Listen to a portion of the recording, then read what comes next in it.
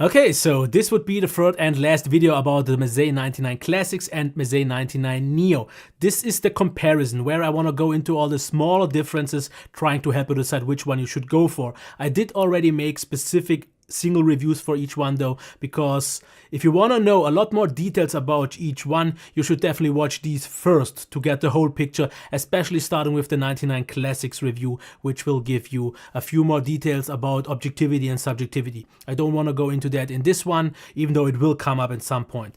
This one is just about the differences, and they start already with the price, because I actually thought when I got them at first that they were both at $309, but by now from what I've seen, the Neo are $249, where the Classics are still $309. So in terms of value, the Neo might be better, but we will see. So what is there in terms of difference in terms of packaging? As you can see here, we get a little bit of different carrying cases for the Neo and here for the Classics. Inside they are pretty much the same though, and the only difference in terms of packaging actually is the cable, because you get the mobile 1.4 meter long cable on both. As you can see here, still top quality, not really have to go further into that. But what you get as well on the Classics is this longer cable with 3 meters, which doesn't have the remote, which seems to be more like the desktop solution or the stationary solution. The other ones seem to be more like for mobile use, so that's just something to mention. Otherwise, as you can see here, they look pretty much the same. Of course, here we have real wood. The finish though is exactly the same. I don't really see any sort of compromise on the cheaper one. They feel just as well done. Now, in terms of the headband, it maybe is just in my head, but they feel ever so slightly different. I kind of actually doubt it. It must be just in my head. Same as also for the ear cups, because for some reason, both of course are big enough, so nothing touches, but on the inside, for some reason, the Classics don't touch my ear, which is something very common on many headphones. On the Neo though, for some reason, after a while, they start to touch. So I'm not quite sure why that is the case. And the other difference would be the spring mechanism here of this band. It feels noticeably stiffer on the Classics compared to the Neos. So maybe they did some improvements because the 99 Classics were released a little later, and maybe some people said that these one have a little bit more clamping force, which is actually the thing, because I've said this in my review. When I put them on, they sit just right, and I put them a little bit further down. But what I then notice sometimes, if I have my spasms in my face, which is just a thing of mine, then they kind of push upwards again and just have a little bit more resistance, and therefore the fit sometimes changes. This has been improved on the Neos because they don't have this pressure as much anymore. It could at some point definitely very well just change, get a little bit more loose on the Classics. I can't really say for sure, but these feel a little bit more loose. That comes though with the difference that you feel a little bit more weight on the ear cups, because both are, even though if there might actually be a difference in the headband, it doesn't matter since the spring mechanism doesn't put any sort of force on the headband.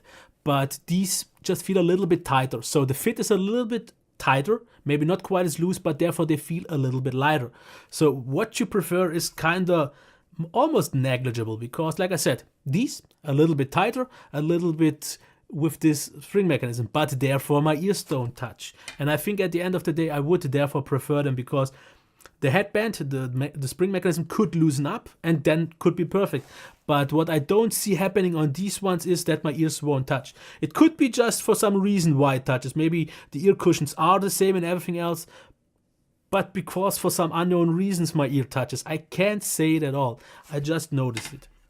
And maybe it's just in my head, but if I would have to decide, it's a marginal win, because I rather have something a little bit more tight, but therefore a head not touching my ear. But usually if your ears never touch any, you shouldn't have the issue on the Neos as well.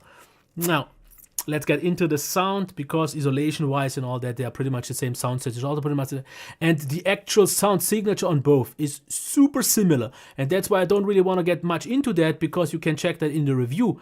And also my equalizer that I used, just to quickly check that, is still the same. I did not found it to be necessary to change anything. So on both, I would take out a little bit bass, add a little bit mids, and also some highs. But once again, this is without any fine tuning. This is just for my subjective experience. there are a little bit of some tiny differences in terms of sound.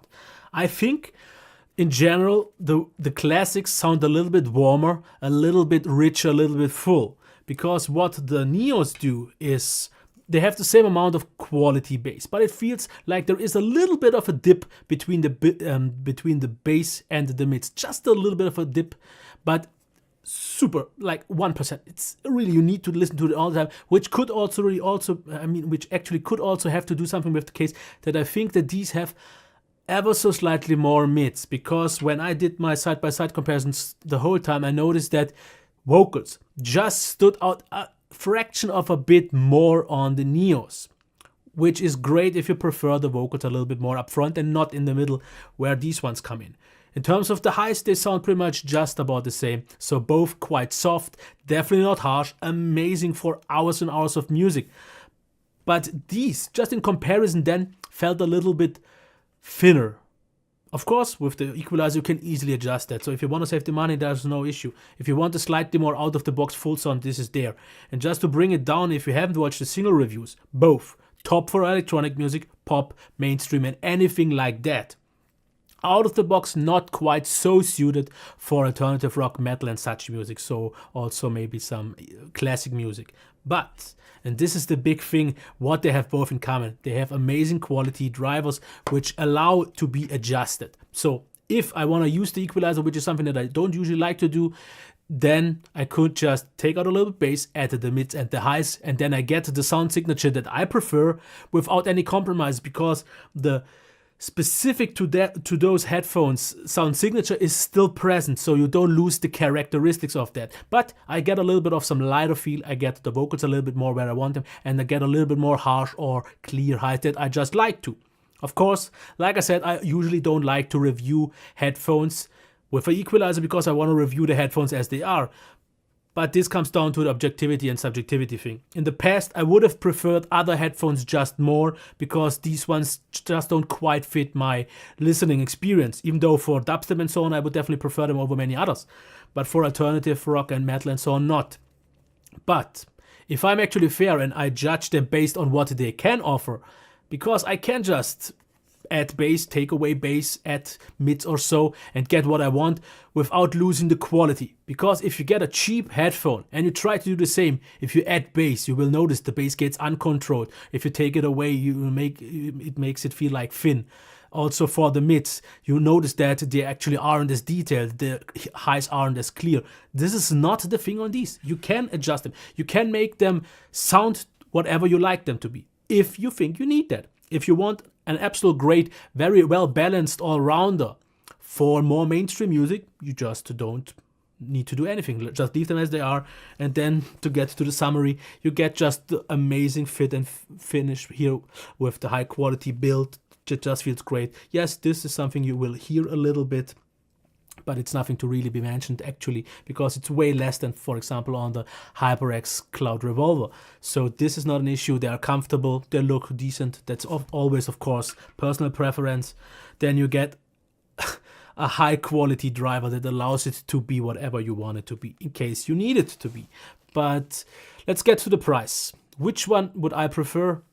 Now, when I was still thinking about the same thing, that the price is the same, $309, I would have said, I personally would have gone with the classics, because for me, it was better, because my ears didn't touch, they look a little bit nicer, they feel a little bit more high premium, and they already sounded a little bit warmer out of the box, so, but that's a tiny difference.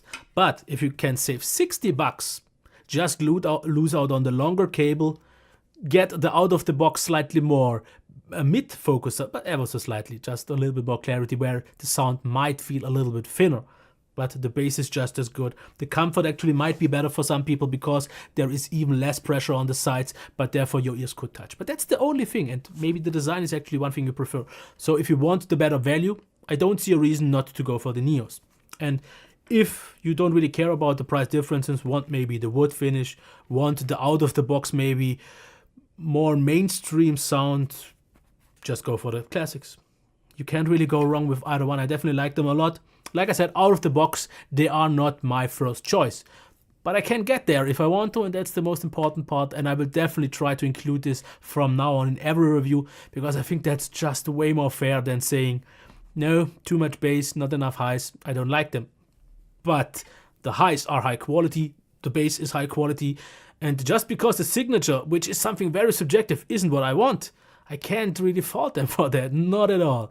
Which is something that you can do on other headphones, because there are some other headphones that I've complained in the past, like for example on Sony headphones, where I didn't like the signature. And people say use an equalizer. I can't achieve the same. I can't make a Sony sound like a Meze. Not possible. That's all I'm gonna say. Okay, until next time. Hope you liked it.